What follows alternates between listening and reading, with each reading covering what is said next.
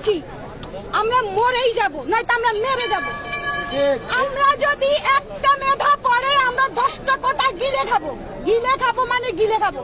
ছাত্রলীগের সাথে আমি ব্যক্তিগতভাবে কোনো ধরনের কোনো কিছুতে জড়াতে চাই না, কারণ তারাও এমন অনেক ছাত্রলীগের মেয়েরা আছে আমার হলে যাদের ফ্যামিলি জানে না তারা ছাত্রলীগ করে, তারা শুধু জানে ছাত্রলীগ তাদেরকে একটা সিট দিচ্ছে, তারা সেটাতে থাকছে। এই মেয়েগুলাকে আমরা যদি আক্রমণ করি ওদের বাবা আমার বুক খালি হবে, ওরা আমাদেরকে আক্রমণ করলে আমাদের বাবা আমার বুক খালি হবে। সরকারের কিচ্ছু হবে না, সরকারের কখনো কিচ্ছুই হয় না এই দেশে।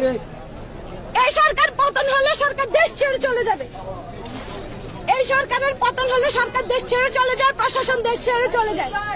মরে কে? সাধারণ শিক্ষার্থী। আমরা মরতে আসছি, আমরা মরেই যাব, নয়তো আমরা মেরে যাব। আমরা যদি একটা মেধা পড়ে আমরা 10টা কোটা গিলে খাবো, গিলে খাবো মানে গিলে খাবো।